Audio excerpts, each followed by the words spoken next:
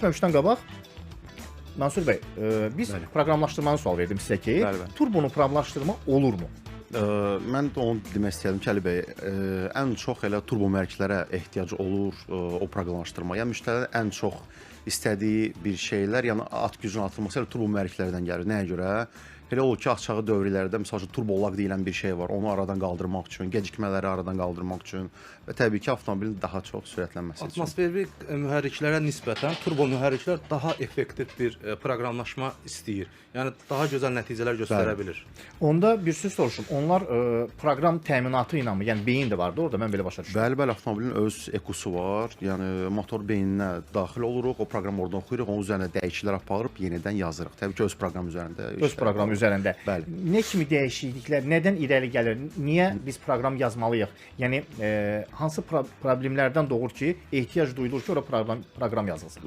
Elə avtomobil sahibləri var ki, istəyir ki, zavod tərəfindən qoyulmuş limitləri çıxarılsın, sürət limitinin çıxarılmasını istəyir. Dediyim kimi, maşın Avropadan və yaxud da Amerikadan gələndə katalizatorun oğurlanır və yaxud da çıxarılandan sonra istəmir onu əvəz eləmək. Check engine, yəni bizim low diləcə injektorin işığı, onu aradan qaldırması ilə bağlı yaxınlaşırlar. Yəni fərqli-fərqli, amma ən çox yəni performansın yüksəlişi ilə bağlı. Bu bayaq dediniz ki, oradan gələndə katalizator əksər avtomobillərdə çıxarılır. Bizdə onu ümumiyyətlə xidmət varmı qoyulmağa? Katalizatorlar qoyulurmu yerinə? Elə bir Bəli, var. Həmin avtomobillərin Çünki bildiyim qədər onlar texniki baxışdan keçə bilmirlər. Onları göndərirlər ki, gedin. Bəli. Katalizator Tam birə-bir qoyulsun. özü olmasa da, yəni özü çox bahalı bir qiymətədir. Yəni başqa dövlətlərin istehsal olan katalizatorlar var.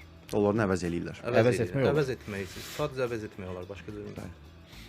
Ümumiyyətlə turbonun dövrləri hansı? Yəni bilirəm ki, yüksək dövrlər olur. Amma hansı dövrlərdə işləyir? Turboya yağlanma necə gedir? Ona necə qulluq etmək lazımdır? Turbo müasir avtomobillərdə demək olar ki, elektron turbo hazırlayıblar, belə deyək. Yerindən avtomobildə yəni tork yarada bilir.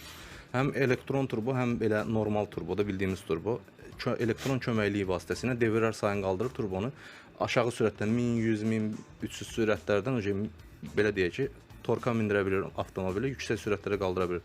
Normalda 1500 devirlərdə 1800-1500 devirlər arasında yəni avtomobilə performans verə bilir. Oradan o devirlərdən yuxarı. O dövrlərdən yuxarı. Çünki bəzi məqamlar var. Bir-iki informasiya mən oxudum.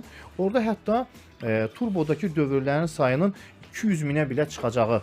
Bəli, bildiyimiz Range Rover 3.6 motor var ki, üstündə KP39 dayanır, 2 dənə, bir turbodur. İncə turbolar da olar. Devirlər sayının yüksək olmağına görə daha incə yığıblar. Keyfiyyət baxımından amma